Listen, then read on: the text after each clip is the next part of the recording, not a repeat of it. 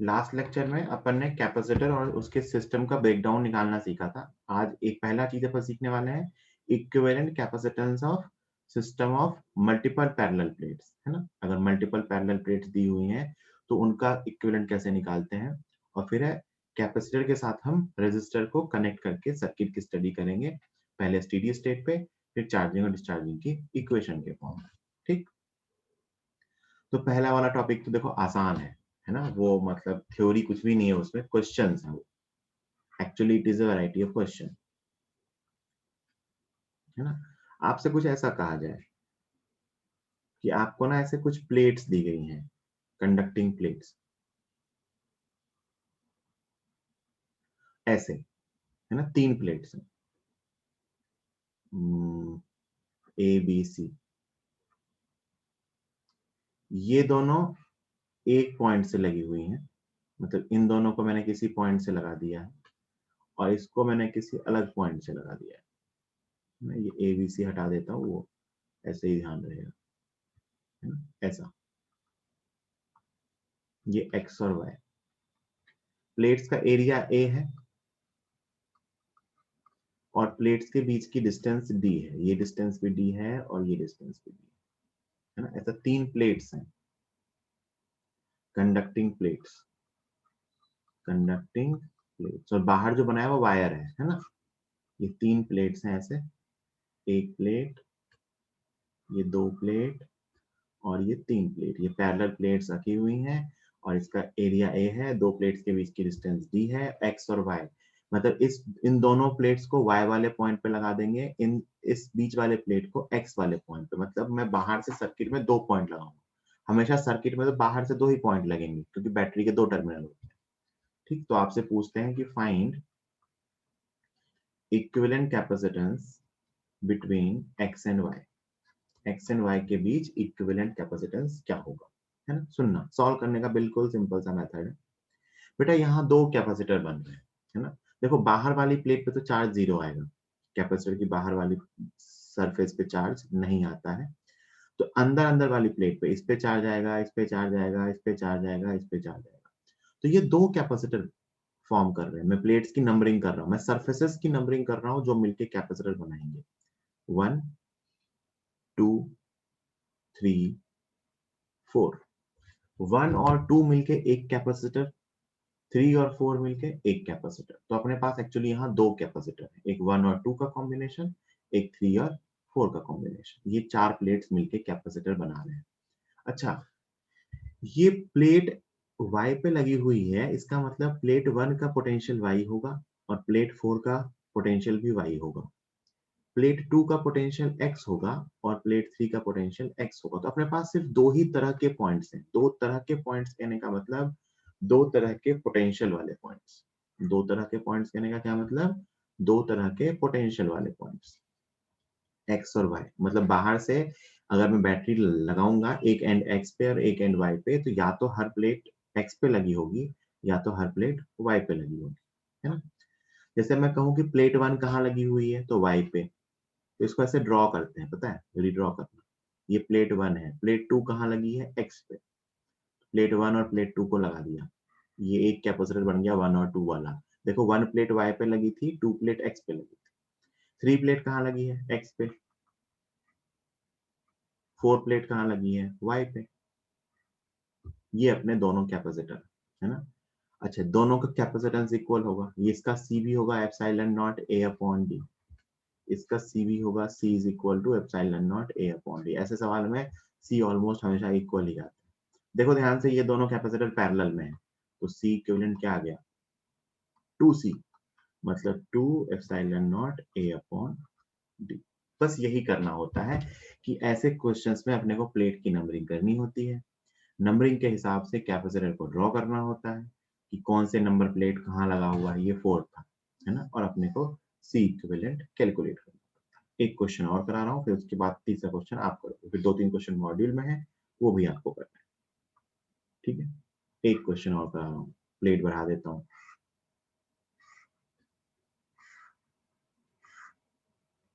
5 लगा दूं क्या, लगा देते हैं, दिक्कत ना हो जाए। दिक्कत क्या होगी देखते हैं।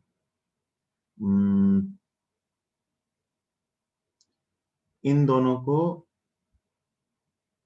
एक साथ लगा दिया, इन दोनों को एक साथ लगा दिया, मतलब इसको यहाँ x पे लगा दिया और इसको यहाँ y पे लगा दिया, और एक बीच वाली प्लेट को कहीं नहीं लगाया, बीच वाली प्लेट को कहीं नहीं लगाया। तो अपने को ये पता करना है कि इसमें इसका C इक्विवेलेंट क्या होगा। वापस वही, बार बार लिखने की जरूरत नहीं है। एरिया इक्वल टू ए है और डिस्टेंस, हर दो प्लेट के बीच की डिस्टेंस कितनी है, d, है ना। तो ध्यान से सुनो, जो जो प्लेट x पे लगे हुए हैं उनका पोटेंशियल x होगा, जो जो प्लेट x से लगे हुए हैं उस पूरी प्लेट का पोटेंशियल x होगा, क्योंकि कंडक्टिंग प्लेट्स हैं तो x से लगा है, तो ये x वाली पूरी प्लेट है और ये x वाली पूरी प्लेट है। और जो y पे लगे हैं तो ये y पे लगा है और ये y पे लगा है, तो इसका पूरा पोटेंशियल y होगा। और बची ये प्लेट, ये ना x से लगा है ना y से लगा है, इसका मतलब इसका पोटेंशियल होगा तो सही, लेकिन कुछ और होगा, मान लेते हैं कुछ z होगा। तो अपने पास तीन टाइप के पॉइंट्स हैं, x वाले, y वाले, और ये प्लेट ना x पे लगा है ना y पे लगा है, तो इसके बारे में कुछ नहीं कह सकता, तो मान लेते हैं इसका पोटेंशियल कुछ z होगा। प्लेट्स की नंबरिंग, सबसे पहली स्टेप ही है प्लेट्स की नंबरिंग करनी, 1 2 3 4 5 6 7 8। देखो ध्यान से, चार कैपेसिटर फॉर्म हो रहे हैं, 1 और 2 का कैपेसिटर, 3 और 4 का कैपेसिटर, 5 और 6 का कैपेसिटर, 7 और 8 का कैपेसिटर। तो चार कैपेसिटर फॉर्म हो रहे हैं, मुझे इन्हीं चारों कैपेसिटर को ड्रॉ करना है। इस पॉइंट के बारे में नहीं पता, मैंने इसको भी Z मान लिया, है ना। तो अपने पास तीन टाइप के पॉइंट्स हैं, तीन पॉइंट्स में ऐसे बना देता हूँ, x y और z, है ना। मुझे इक्विवेलेंट ड्रॉ करना है, समझना, x y और z। अब मैं सारे प्लेट्स ड्रॉ कर रहा हूँ। तो देखिए ध्यान से, पहला कैपेसिटर बनाने के लिए 1 और 2 है, 1 लगा है x पे और 2 लगा है y पे, नीचे लगाना था मुझे। देखो बस मुझे कैपेसिटर बनाना है और कुछ भी नहीं करना, है ना। 1 कहाँ लगा था, x पे, 1 और 2 वाले के लिए, और 2 कहाँ लगा था, y पे। तो पहला कैपेसिटर 1 और 2 के बीच लगेगा, 1 और 2 के बीच। फिर 3 कहाँ लगा है, y पे, और 4 कहाँ लगा है, z पे। तो अगला कैपेसिटर y और z के बीच बनेगा, 3 और 4। 5 कहाँ लगा है, z पे, 6 कहाँ लगा है, x पे, 5 और 6। बस ड्रॉ करना है बेटा, जो प्लेट जहां लगी हुई है। 7 कहाँ लगा है, x पे, 8 कहाँ लगा है, y पे।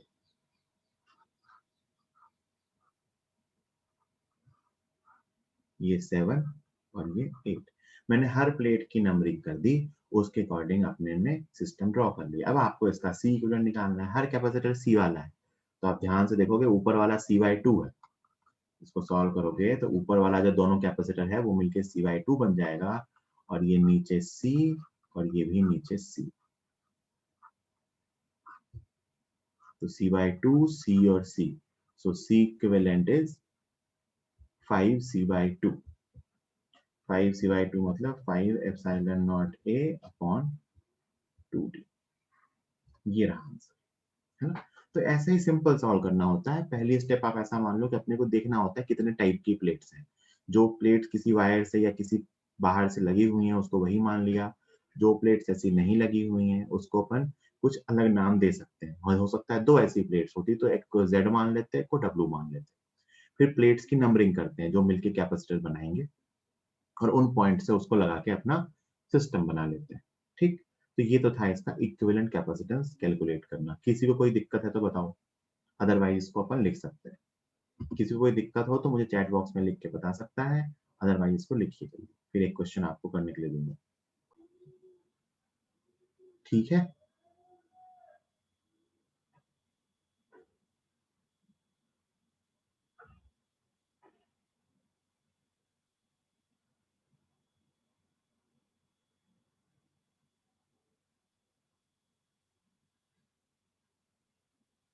चलिए आगे चलते हैं।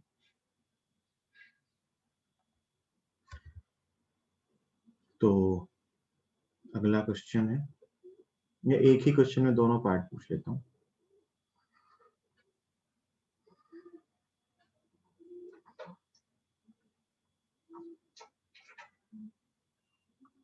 4 प्लेट्स हैं, एक यहाँ से यहाँ लगा दिया है और एक यहाँ से यहाँ लगा दिया। ये पॉइंट x है, ये पॉइंट y है ना। प्लेट्स का नाम दे दिया है यहाँ पे, है ना। कुछ इसका नाम P है, इसका नाम Q है, इसका नाम R है, इसका नाम S है। 4 प्लेट से P Q R S, इसको ऐसा लगा दिया है। एरिया A आपको पता ही है, distance D, distance equal to D। ये सब आपको दे रखा है, स्मॉल d, है ना। पहला क्वेश्चन पूछा है आपसे, फाइंड C इक्विवेलेंट, और आंसर जो आएगा आपका वो कुछ coefficient of epsilon not a upon d। ये आपको कोफिशिएंट लिख के बताना है कि कोफिशिएंट कितना आएगा, है ना। और दूसरा क्वेश्चन आपसे पूछा है कि if x and y are connected to a battery of potential V, of potential difference V volt के पोटेंशियल डिफरेंस से लगा दिया। ऐसे लगाया कि x वाले को पॉजिटिव पे और y वाले को नेगेटिव पे। अगर मैंने x और y को एक बैटरी से लगा दिया कि x वाला पॉजिटिव पे और y वाला नेगेटिव पे, then find total charge on plate Q plate पे टोटल चार्ज बताना। सबसे पहले सब लोग पहला क्वेश्चन सॉल्व करेंगे और उसका आंसर मुझे चैट बॉक्स में बताएंगे, फिर मैं दूसरा क्वेश्चन डील करूंगा। तो फर्स्ट पार्ट तो सिंपल था कि मैंने सिंपल उसको रीड्रॉ किया, और जैसे कि अपन ड्रॉ करते थे प्लेट्स की नंबरिंग करके, तीनों पैरेलल में लग गए, दो तरह के पॉइंट्स थे, तो आंसर आ गया 3 epsilon not a upon d। अब सुनना दूसरा क्वेश्चन। दूसरे क्वेश्चन में कहा गया है कि अब क्या किया गया ना कि इस कैपेसिटर को एक एक्सटर्नल बैटरी से लगाया गया। एक्सटर्नल बैटरी ऐसा लगा कि x पे पॉजिटिव और y पे नेगेटिव, तो बैटरी ऐसे लग रही है ना। ये V वोल्ट की बैटरी है, ये पॉजिटिव है और ये नेगेटिव। तो आपसे देखो क्या पूछा है, आपसे पूछा है प्लेट Q का चार्ज बताओ। प्लेट Q मतलब बेटा सरफेस 2 प्लस सरफेस 3 का टोटल चार्ज बताना है। प्लेट Q का चार्ज बताने का मतलब सरफेस 2 का चार्ज और सरफेस 3 का चार्ज बताना है। मतलब मुझे इस प्लेट का चार्ज और इस प्लेट का चार्ज का सम बताना है। ध्यान से देखो, मैं आपसे पूछूं अगर कि प्लेट Q पे कितना चार्ज है, तो सरफेस 2 पे जो चार्ज है और सरफेस 3 पे जो चार्ज है, मुझे उसका सम बताना है। ठीक, ये बात समझ में आती है। अब ये क्वेश्चन सिंपल ही है। अगर मैंने तीनों कैपेसिटर इक्वल वाले हैं, तीनों पैरेलल में लगे हुए हैं, तो तीनों पे चार्ज क्या आएगा, Q equal to CV, Q equal to CV, Q equal to CV। तो जो Q2 आएगा 2 पे, वो आएगा माइनस CV, है ना, नेगेटिव चार्ज। और जो Q3 आएगा वो भी कितना आएगा, माइनस CV। सो टोटल कितना आ गया, टोटल चार्ज माइनस 2CV। कितना आ गया भाई, इस पे भी नेगेटिव चार्ज और इस पे भी नेगेटिव चार्ज, तो दोनों पे चार्जेस का सम क्या आ जाएगा, -2CV is equal to -2C की जगह epsilon not a upon d हर का कैपेसिटेंस इनटू v। तो ये रहा आंसर। तो कई बार ऐसा वाला, हालांकि कम पूछते हैं, आपसे किसी एक प्लेट का टोटल चार्ज पूछ लेंगे, तो बेटा वो प्लेट जिन जिन सरफेसेस से मिलके आपने बनाई है, उन सरफेसेस का चार्ज लिखो और ऐड कर दो यहाँ 2 और 3। जैसे मान लो आपसे मैं पूछता 4 + 5 का चार्ज बताओ। ध्यान से देखो, 4 + 5 का चार्ज, है ना। तो ये रहा 4 और ये रहा 5, दोनों पे चार्ज कैसा है, पॉजिटिव। तो 4 पे चार्ज होगा CV, 5 पे चार्ज भी होगा CV, दो टोटल चार्ज कितना आ जाएगा, 2CV। तो प्लेट R का चार्ज हो गया 2CV, प्लेट P पे चार्ज, P पे सिर्फ 1 का चार्ज है CV, S पे चार्ज, S पे क्या आएगा चार्ज, सिर्फ CV माइनस CV, है ना। तो ऐसे करके अपन डिफरेंट डिफरेंट प्लेट्स पे भी चार्ज बता सकते हैं कि एक पूरी प्लेट पे चार्ज कितना आएगा। किसी प्लेट पे चार्ज बताने का मतलब उसकी दोनों सरफेसेस पे आने वाले चार्जेस का सम। ठीक, जल्दी से लिख लीजिए, आगे चलते हैं। नेक्स्ट है अपना ये टॉपिक, इसमें स्टार्टिंग का कुछ पार्ट थोड़ा इजी है, फिर अपन चार्जिंग डिस्चार्जिंग सर्किट पे आएंगे। सर्किट्स ऑफ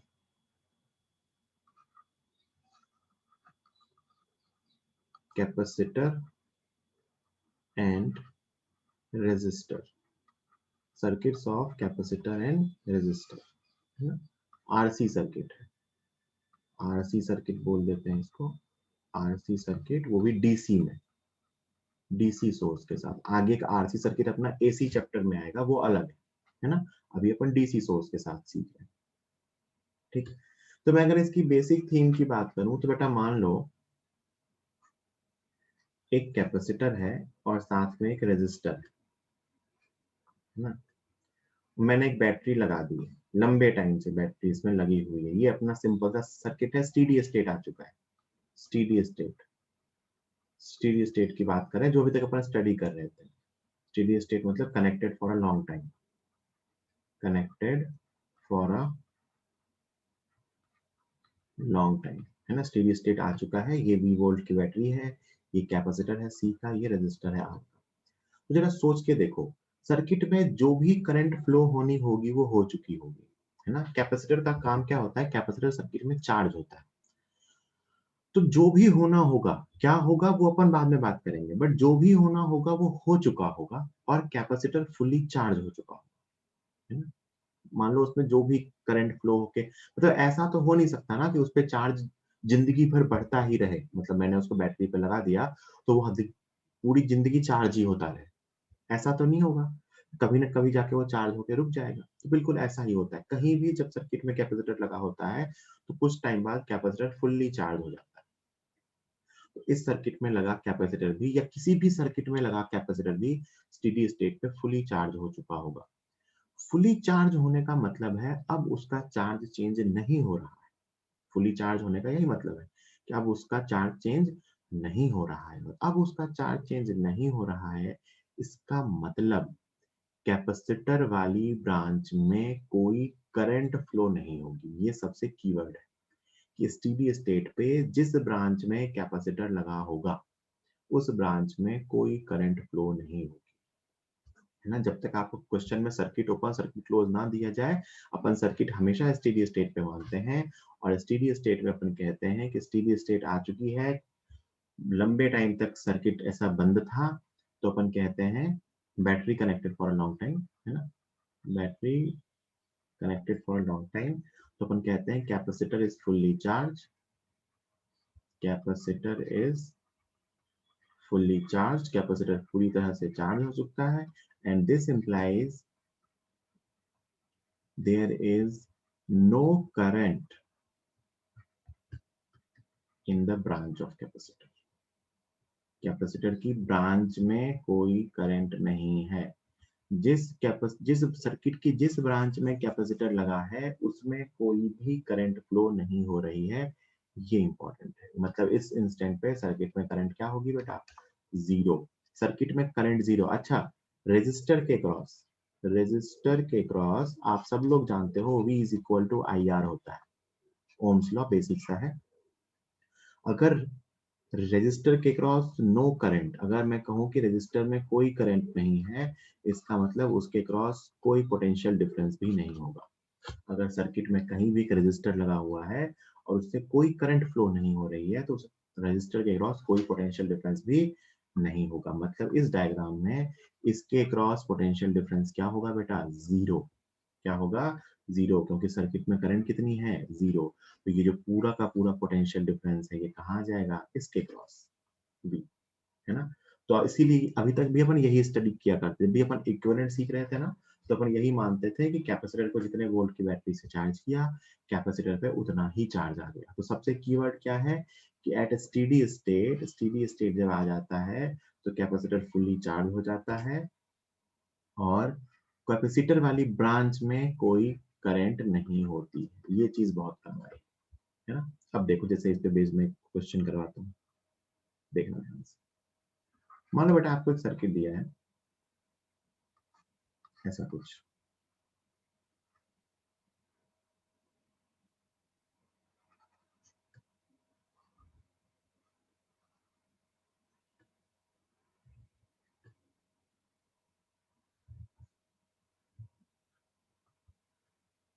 ये एक सर्किट दिया है ना, ये V वोल्ट की बैटरी है, ये रेजिस्टर R है, ये रेजिस्टर भी R है, ये रेजिस्टर 2R है और ये कैपेसिटर है C। आपसे पूछते हैं फाइंड चार्ज ऑन कैपेसिटर। क्या पूछते हैं? Find charge on capacitor. सुनना मेरी बात बहुत ध्यान से।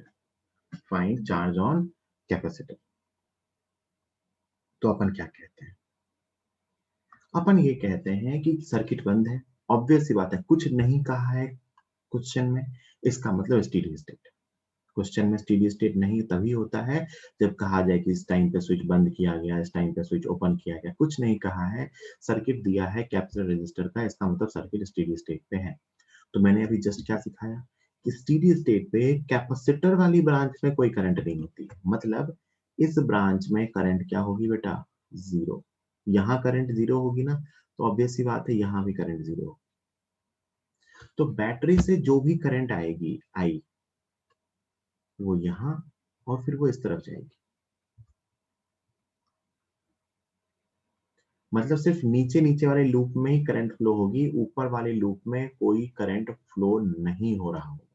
और ये करंट निकालना बहुत आसान है, तुम तो भूल जाओ कि ऊपर वाला पार्ट है ना। करंट निकालने के लिए अपने को जरूरत ही नहीं कि ऊपर वाला पार्ट है, उसके कोई रोल ही नहीं है क्योंकि उसमें कोई करंट फ्लो नहीं हो रही है। तो आप सिंपली सोच के देखो कि मैं नीचे वाली ब्रांच की करंट इजीली निकाल सकता हूँ। कैसे? आई इज इक्वल टू,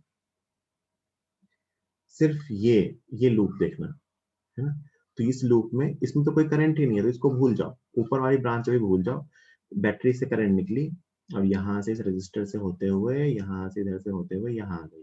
तो ये जो पूरा पाथ है, इसमें ये दोनों आर सीरीज में लगे हुए हैं, तो रेजिस्टेंस हो गया 2R, बैटरी है V की, तो I की वैल्यू कितनी आएगी बेटा? इतना सबको आता ही होगा basic. I is equal to V/2। ये आ गई करंट, है ना। किसकी करंट? नीचे वाले ब्रांचेस में। पूछा ये नहीं है, पूछा क्या है? Find the charge on capacitor. Capacitor के चार्ज का फॉर्मूला होता है charge on capacitor is equal to Q equal to capacitance into delta V। Delta V मतलब potential difference across capacitor. Potential difference across capacitor. तो भैया इस capacitor के cross potential difference कितना है? तो सुनना, एक कैपेसिटर का एक पॉइंट यहाँ लगा हुआ है, इसको मैं कुछ ए मान लेता हूँ, है ना। ये पॉइंट ए है तो ये पॉइंट भी ए है, मानते हो? अच्छा, ये पॉइंट बी मान लेता हूँ, तो कैपेसिटर के क्रॉस जो पोटेंशियल डिफरेंस होगा वो ए और बी के बीच का पोटेंशियल डिफरेंस होगा, है ना। इस रेजिस्टर में कोई करंट है क्या?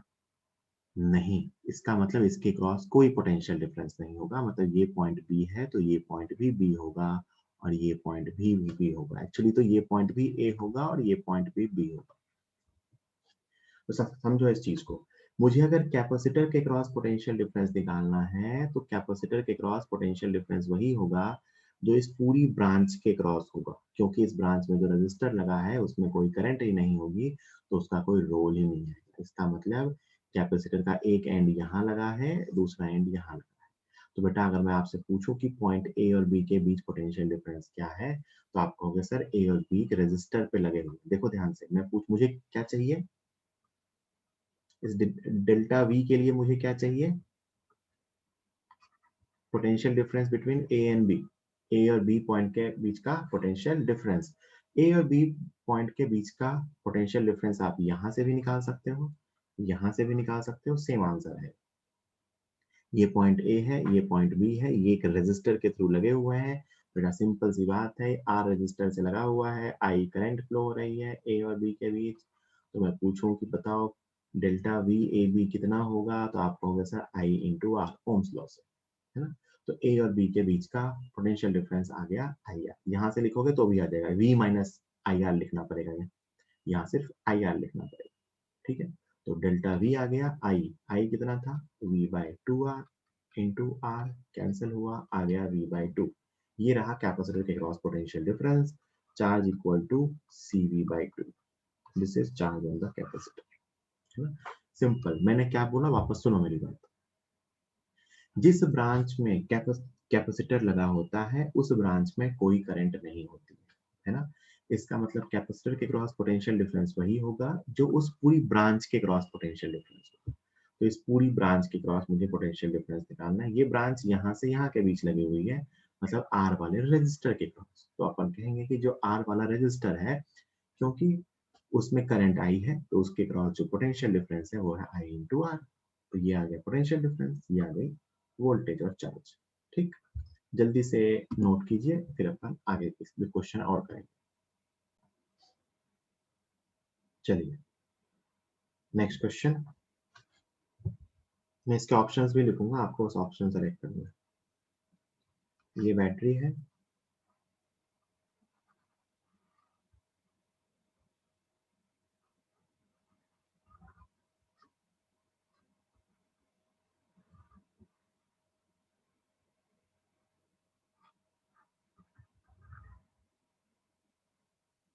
ये V वोल्ट की बैटरी, ये रजिस्टर R1, ये रजिस्टर R2, ये रजिस्टर R3, ये कैपेसिटर C, है ना। Find charge on the capacitor. Obvious सी बात है, स्टेडी स्टेट आ चुका है ना। आप अपना आंसर सॉल्व कीजिए, मैं ऑप्शंस लिख रहा हूँ, आपको ऑप्शन सेलेक्ट करिए।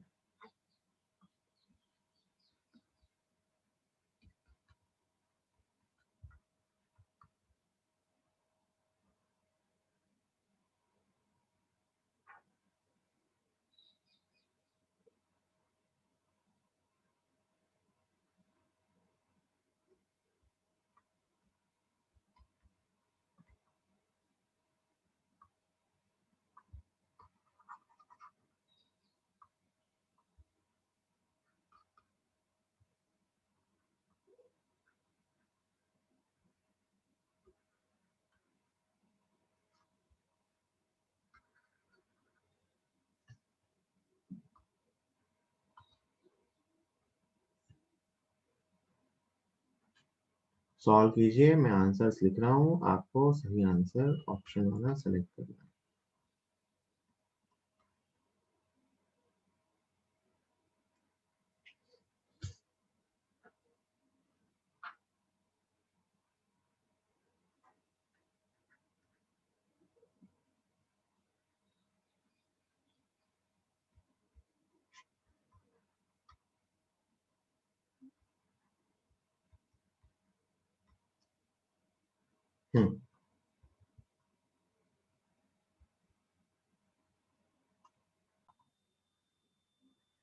बेसिक थ्योरी क्या सिखाई मैंने? कैपेसिटर वाली ब्रांच में कोई करंट फ्लो नहीं होगी स्टेडी स्टेट में, मतलब इस ब्रांच में कोई करंट फ्लो नहीं होगी, है ना। तो करंट यहाँ से आएगी, आई करंट इधर जाएगी, आई इधर जाएगी, आई, है ना, आई। ठीक है, तो मुझे अगर कैपेसिटर के क्रॉस पोटेंशियल डिफरेंस निकालना है तो वो यही होगा, ए और बी पॉइंट के बीच का पोटेंशियल डिफरेंस। ये ए और बी है, ब्लू से लिख दो उसको।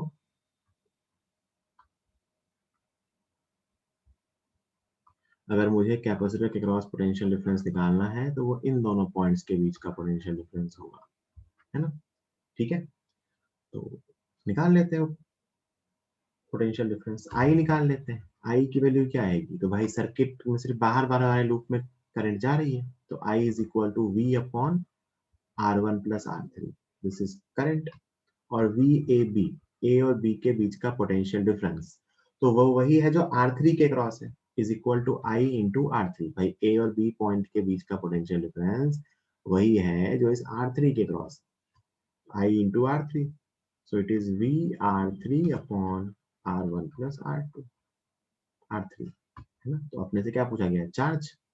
Q equal to C V R three upon R one plus R, this is the charge, है ना। तो answer is C.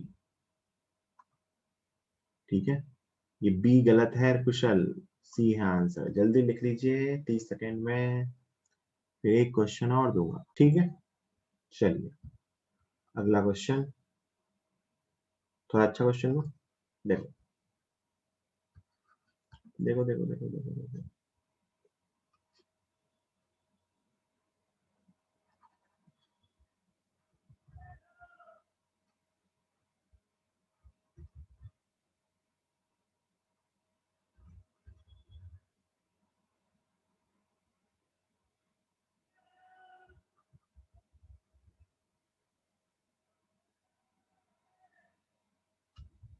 Her resistor R है ना, ये कैपेसिटर सी है, ये बैटरी है।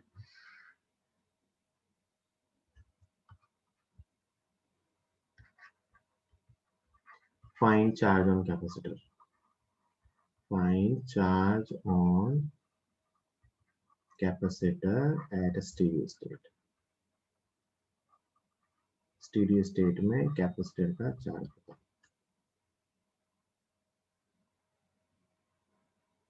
वैसे अगर आपको करंट इलेक्ट्रिसिटी अभी अगर आपने ढंग से नहीं सीखी है तो इसमें आपको थोड़ी सी दिक्कत आएगी, तो एक काम करना, ये क्वेश्चन होमवर्क में है। अगर आपसे हो जाए तो अच्छी बात है, अदरवाइज ये क्वेश्चन अपन एक बार करंट के बाद डील करेंगे। इसमें एक्चुअली वोल्टेज को डिवाइड करना होगा, शायद वो आपको अभी ढंग से नहीं आता होगा, तो ये होमवर्क में है, अभी कर लो तो अच्छी बात है, अदरवाइज आफ्टर करंट इलेक्ट्रिसिटी करेंगे, है ना। कंसेप्ट वही है कि इस ब्रांच में कोई करंट नहीं जाएगी, तो अपने को इस पॉइंट और इस पॉइंट के बीच का पोटेंशियल डिफरेंस निकालना है। चलिए निकाल सकते हैं आप चाहें तो, अगर आपको आता हो तो। जो जिनका सॉल्व हो जाए वो मुझे सॉल्व करके पर्सनल व्हाट्सएप पे भेज सकते हैं कि सर हमसे हो गया, अदरवाइज अपन इसको वहां एक बार फिर से डिस्कस कर लेंगे। ठीक है, चलिए। तो ये अपना सर्किट स्टेडी स्टेट पे फिनिश होता है। तो अपन ने क्या सीखा, सुनो ध्यान से, कि जब कैपेसिटर और रेजिस्टर का सर्किट हो और जब स्टेडी स्टेट पे हो, तो स्टेडी स्टेट पे कैपेसिटर वाली ब्रांच में करंट जीरो होती है। इसको कई बार ऐसे भी कहते हैं कि कैपेसिटर की जगह एक ओपन सर्किट लगा हुआ है, उस ब्रांच में एक ओपन सर्किट लगा हुआ है। ठीक है, अब आते हैं लास्ट कहानी पे। लास्ट कहानी क्या है कि भाई स्टेडी स्टेट के पहले क्या हुआ, है ना, मतलब कहानी क्या है ये सुनना। कहानी है कि मेरे पास एक अनचार्ज कैपेसिटर था, उसको एक रेजिस्टर पे लगाया के साथ, साथ में एक बैटरी लगाई और एक स्विच लगाया। ये बैटरी है और ये स्विच है। ठीक है, switch was closed at T equal to zero, T equal to zero. क्या कहा है, switch was closed at t equal to zero, t equal to zero पे स्विच को बंद किया गया। तो हम एक क्वेश्चन का आंसर तो जानते हैं कि आफ्टर लॉन्ग टाइम, लंबे समय के बाद सर्किट में करंट कितनी होगी, जीरो। वोल्टेज अक्रॉस कैपेसिटर कितना होगा, जितनी पूरी वोल्टेज थी, और चार्ज ऑन कैपेसिटर कितना होगा, सीवी। इसको, इसमें किसी को कोई दिक्कत कि लॉन्ग टाइम के बाद इस पार्टिकुलर सर्किट में, क्योंकि एक ही ब्रांच है ना, तो एक ही ब्रांच का सर्किट है, सिंपल सर्किट है, तो इस सर्किट में करंट जीरो हो जाएगी, पूरी वोल्टेज कैपेसिटर के क्रॉस आ जाएगी क्योंकि ये वोल्टेज जीरो होगी, और ये वोल्टेज वी हो जाएगी, और कैपेसिटर पे चार्ज होगा सीवी, क्योंकि इसी स्टेट को क्या बोलते हैं बेटा, स्टेडी स्टेट, है ना। लॉन्ग टाइम के बाद होगा, है ना, लॉन्ग टाइम मतलब T tending to infinity, long time, है ना। इस बात में किसी को कोई दिक्कत है तो बताओ, वरना मैं आगे चलूँ। ये स्विच को t इक्वल टू जीरो पे बंद किया तो लंबे टाइम के बाद ऐसा होगा कि कैपेसिटर फुल्ली चार्ज हो जाएगा, सर्किट में करंट जीरो होगी, पूरी वोल्टेज कैपेसिटर के क्रॉस होगी, रजिस्टर के क्रॉस वोल्टेज जीरो होगी, और क्योंकि कैपेसिटर के क्रॉस वोल्टेज वी हो चुकी होगी तो कैपेसिटर पे चार्ज होगा Q इक्वल टू CV। इसमें किसी को कोई डाउट है तो मुझे यहीं पे पूछ। तो लॉन्ग टाइम के बाद क्या होगा, इसमें किसी को कोई डाउट नहीं है, पीछे भी हम यही सीख रहे थे कि लॉन्ग टाइम के बाद कैपेसिटर वाली ब्रांच में करंट जीरो हो जाती है और capacitor behaves as an open circuit. अब जानना यह है कि t इक्वल टू जीरो से लेके और ये t इक्वल टू इंफिनिटी के बीच क्या होगा, मतलब लॉन्ग टाइम अभी नहीं अचीव हुआ है, मान लो मैं कहूँ कि अभी स्टार्टिंग में क्या होगा, बीच में क्या होगा, इस चीज को हमें स्टडी करना है कि बीच बीच की कहानी में क्या होने वाला है। तो देखते हैं बीच में क्या होगा, है ना। देखिए, at any general time T, किसी जनरल टाइम टी पे बात करते हैं। मान लेते हैं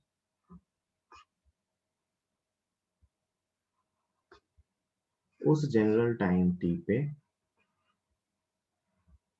सर्किट में करंट फ्लो हो रही है, क्योंकि चार्ज तभी आएगा ना करंट फ्लो होगी। तो अभी वो जनरल टाइम टी है जब सर्किट में करंट फ्लो हो रहा है, मतलब कैपेसिटर चार्ज हो रहा है।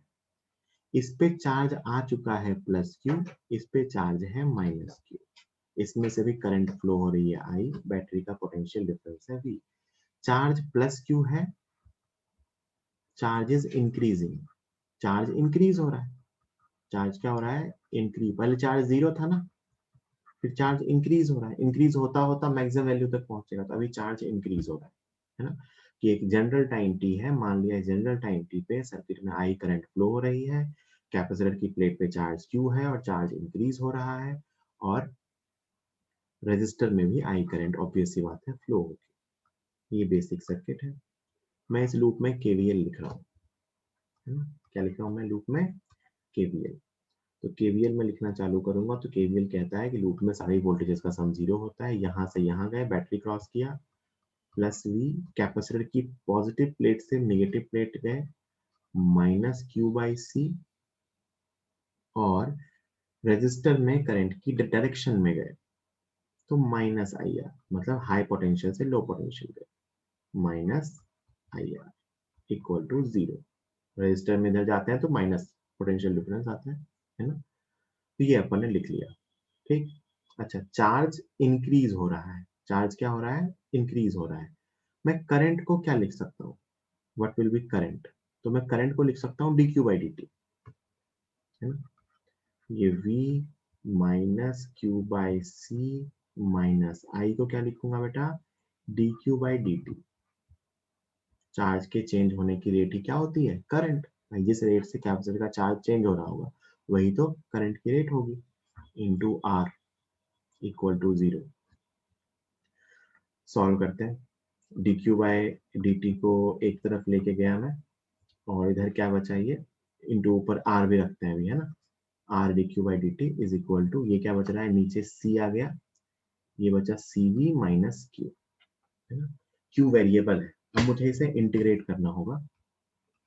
तो देखो ध्यान से, इंटीग्रेट करने के लिए डी क्यू के नीचे ले आया मैं सी वी माइनस क्यू, है ना, क्यू वाले को एक साथ, और मैं आर को उधर ले गया तो वो उधर बचा 1/RC इंटू डी टी, है ना। ये मैंने इसको रीअरेंज कर लिया इंटीग्रेट करने के लिए, क्यू वालों को एक साथ, बाकी कॉन्स्टेंट्स और डी टी को एक साथ। दोनों साइड इंटीग्रेट करेंगे क्योंकि मुझे चाहिए चार्ज का फंक्शन। मुझे क्या चाहिए? चार्ज का फंक्शन। किसी जनरल टाइम पे चार्ज क्या होगा, और चार्ज आ गया तो अपन करंट तो लिख ही पाएंगे। आई इज इक्वल टू क्या होता है? D Q by D T. यही चार्जिंग की इक्वेशन आने वाली है ना। टी इक्वल टू जीरो पे कैपेसिटर अनचार्ज था, sorry, T equal to zero पे कैपेसिटर अनचार्ज था, चार्ज जीरो। और मुझे बताना है किसी जनरल टाइम टी, किसी भी जनरल टाइम टी पे, जनरल टाइम टी पे चार्ज कितना होगा। तो मान लेते हैं चार्ज क्यू होगा। तो मुझे इसको इंटीग्रेट करना है D Q upon C V minus Q को, जीरो से क्यू तक, यहाँ तक, ठीक है। तो इंटीग्रेट कर लेते हैं। तो क्या था अपना integration? D Q upon C V minus Q, zero से क्यू तक charge, is equal to 1/RC into D T, zero से टी तक। कर लो इंटीग्रेट बेटा। ये 1/CV माइनस क्यू का जो इंटीग्रेशन होगा ये होगा ln CV minus Q upon divided by coefficient of minus Q, तो वो -1 है, और इसकी लिमिट लगेगी जीरो से क्यू तक, और इसका इंटीग्रेशन तो क्या आएगा? T upon R C. Limits रखो, माइनस को उस तरफ लेके चले जाओ, लिमिट्स रखो, अपर लिमिट तो ln CV minus Q minus lower limit, तो वो डिवाइडेड हो जाएगा, जीरो है, अपॉन CV, है ना, is equal to minus T upon R C. Log हटाएंगे तो वो टर्म उस तरफ चली जाएगी, ये बचेगा CV minus Q upon CV is equal to E raise to the power minus T upon R। ये मैंने लॉग हटाया है, इसको डिवाइड करूंगा, ये 1 बचेगा, 1 minus Q upon CV is equal to E raise to power minus T upon RC। दाएं बाएं कर लो, नेक्स्ट पेज पे लिख दो। तो आप देखो, इसको इस तरफ लेके आना और इसको उस तरफ लेके जाना, तो ये क्या बचेगा, Q by CV is equal to 1 minus E raise to power minus T upon RC। Q is equal to CV 1 minus E raised to power minus T upon RC, है ना। और ये CV क्या है, सोच के देखो, it is the maximum charge. Charging की जो equation I, Q is equal to CV 1 minus E raised to power minus T upon RC। ये रही अपनी इक्वेशन ऑफ चार्जिंग। ये क्या है, this is the equation of charging. ध्यान से देखिए, यहाँ लेफ्ट साइड Q वेरिएबल है, राइट साइड T वेरिएबल है, C कांस्टेंट है, V कांस्टेंट है, R कांस्टेंट है ना। So this is function of charge, function of charge with respect to time. ये क्या है, function of charge with respect to time. मतलब मुझे कोई भी टाइम पता हो तो मैं वहां चार्ज बता सकता हूँ, है ना। जरा ध्यान से देखिए, मैं इस इक्वेशन में t इक्वल टू 0 रख रहा हूँ। कितना रख रहा हूँ, t इक्वल टू 0। जरा सोचो, जब t इक्वल टू 0 रखूंगा तो e की पावर 0 1 होता है, 1 माइनस 1 0, तो चार्ज कितना होगा, 0। देखो t इक्वल टू 0 पे कैपेसिटर अनचार्ज था। मैं t equal tending to infinity रख रहा हूँ, long time, t tending to infinity, e raise to the power minus infinity 0 होता है, तो q इक्वल टू CV होगा। ये कौन सा चार्ज है बेटा, स्टेडी स्टेट का। कौन सा चार्ज है, स्टेडी स्टेट का। इनफाइनाइट पे चार्ज क्या होता है, स्टेडी स्टेट पे देखो Q इक्वल टू CV। और अगर मैं कोई जनरल टाइम रखूं T इक्वल टू T, तो उसके लिए तो अपना Q का फंक्शन है ही सही, है ना। मतलब इस फंक्शन में T इक्वल टू 0 पे कैपेसिटर अनचार्ज था, वो भी सही आ रहा है। T इक्वल टू इनफाइनाइट पे कैपेसिटर फुल्ली चार्ज था, वो भी आंसर आ रहा है, और किसी जनरल टाइम पे भी आ रहा है। This is function of charge with respect to time. मतलब आप इस फंक्शन में आप टाइम रखते जाओगे, आपको उस टाइम पे कैपेसिटर पे कितना चार्ज है ये पता चल जाएगा। सो this is equation of charging, this is equation of charging. मैं इसको ऐसे लिख रहा हूँ कि इक्वेशन ऑफ चार्जिंग क्या है, Q is equal to CV 1 minus E raise to power minus T upon RC। This is equation of charging. बार बार लिख रहा हूँ क्योंकि याद करना है ना। एक सिंपल कैपेसिटर जो अनचार्ज था, उसको एक रेजिस्टर के साथ लगाया और स्विच बंद किया, तो इक्वेशन ऑफ चार्जिंग की इक्वेशन ये। ऐसी सिमिलर इक्वेशन बेटा इंडक्टर में भी आएगी, और अपने को वैसे भी आएगी एक्सपोनेंशियल ग्रोथ की इक्वेशन, है ना। ये जो बाहर लिखा हुआ है, ये अपन ने क्या सीखा है, CV क्या है, स्टेडी स्टेट पे चार्ज, इसको Q नॉट कह देते हैं। Q not equal to CV। ये निकालना आसान होता है, आपको मैं सिखा चुका हूँ कि Q नॉट निकालना बहुत ईजी है ना। This is charge at steady state, steady state पे चार्ज, और कहूं तो मैक्सिमम चार्ज, है ना। और आप सबने यूनिट डायमेंशन बेसिक बेसिक सा सीख रखा है। आप जानते हो कि एक्सपोनेंशियल की जो टर्म है, एक्सपोनेंशियल पे है माइनस T अपॉन RC। तो अगर एक्सपोनेंशियल जो होता है वो डायमेंशनलेस होता है, टर्म ऊपर पावर। तो जो T अगर टाइम है तो RC भी टाइम होगा। तो RC जो टर्म होती है ना, RC, इसको लैम्डा लिखते हैं, and it is known as time constant of a circuit. क्या कहलाता है, time constant of a circuit. Circuit का टाइम कांस्टेंट क्या होता है, R इंटू C। तो दो चीजें इंपॉर्टेंट है, एक तो Q नॉट मैक्सिमम चार्ज और चार्ज एट स्टेडी स्टेट, दूसरा time constant that is RC। तो इस चार्जिंग की इक्वेशन को इनकी टर्म में ऐसे भी लिखा जाता है, Q is equal to Q not 1 minus E raise to power minus T upon lambda.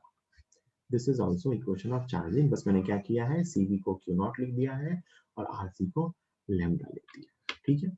अब पहले अपन यहाँ तक लिखेंगे, फिर आगे बात करेंगे।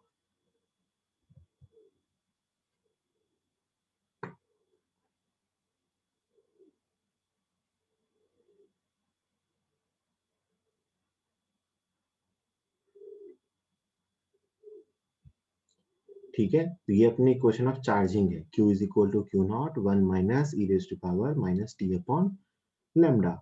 अगर अपने को Q का फंक्शन पता है तो अपन I भी बता सकते हैं, कैसे, dq बाई dt, है ना। अगर मैं इस Q के फंक्शन को डिफरेंशिएट कर दूं तो मुझे सर्किट में करंट का फंक्शन भी पता चल जाएगा, वो भी बताया जा सकता है। आप कैपेसिटर पे चार्ज बता सकते हो टाइम के साथ, कैसे, क्यू स्क्वायर बाई टू सी, है ना।